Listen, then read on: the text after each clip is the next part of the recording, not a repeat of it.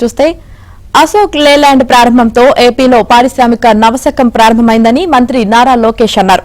కూటమి ప్రభుత్వం వచ్చిన వెంటనే ఆ సంస్థ ప్రారంభం కావడం రాష్ట్ర పారిశ్రామిక రంగ భవిష్యత్తుకు దిక్సూచిగా నిలుస్తుందని చెప్పారు.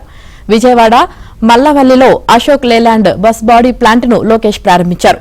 అంతకుముందు ఆ కంపెనీ తయారు చేసిన డబుల్ డెక్కర్ బస్సులో ప్లాంట్ను సందర్శించారు. ప్లాంట్ ఆవరణలో మొక్క నాటారు. రిబ్బన్ కట్ చేసి ప్లాంట్ను ప్రారంభించారు. తర్వాత అశోక్ లేలాండ్ తయారు చేసిన ఎంఎస్ఆర్టీసీ బస్సులను మంత్రి జెండా ఊపి ప్రారంభించారు.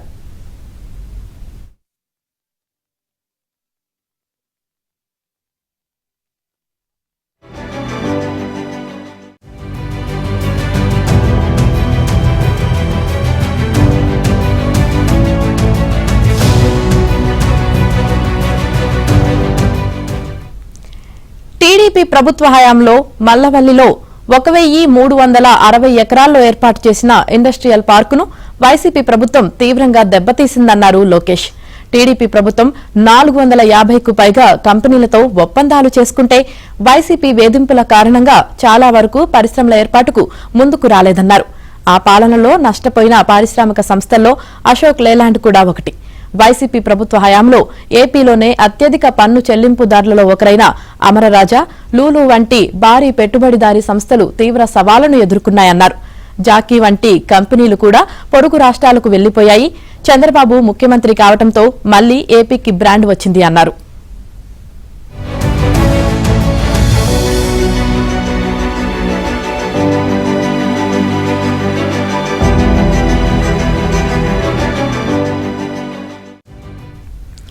అశోక్ లేలాండ్ అత్యాధునిక బస్సు తయారీ కర్మాగారం ప్రారంభోత్సవానికి రావడం గొప్పగా భావిస్తున్నామన్నారు మంత్రి లోకేష్. పాదయాత్ర సందర్భంగా మల్లవల్లికి వచ్చినప్పుడు అశోక్ లేలాండ్ను తిరిగి తీసుకువస్తానని హామీ ఇచ్చాను. ఆ ఎన్నికల హామీ నెరవేరినందుకు సంతోషంగా ఉందని చెప్పారు. 5 ఏళ్లలో రాష్ట్రంలో 20 లక్షల ఉద్యోగాలు కల్పిస్తామని ఎన్నికల మేనిఫెస్టోలో హామీ ఇచ్చామని లోకేష్ గుర్తు చేశారు.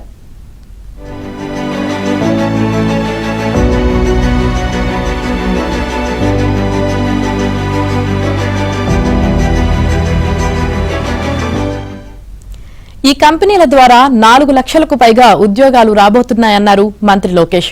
ఆంధ్రప్రదేశ్ పైన తమ ప్రభుత్వ నాయకత్వం పైన నమ్మకం ఉంచినందుకు అశోక్ లేలాండ్, హిందూజా గ్రూప్ అధినేతలు అశోక్ హిందూజా, ధీరజ్ హిందూజా, సోమ్ హిందూజా, షేను అగర్వాల్, గణేష్ మణి, స్విచ్ మొబిలిటీకి చెందిన మహేష్ బాబులకు ప్రత్యేకంగా కృతజ్ఞతలు. ఇకపై పారిశ్రామిక ప్రోత్సాహకాల కోసం ఎవరి చుట్టూ తిరగాల్సిన పనిలేదు. ఎస్క్రో అకౌంట్ ద్వారా నేరుగా జమ చేస్తామని పేర్కొన్నారు.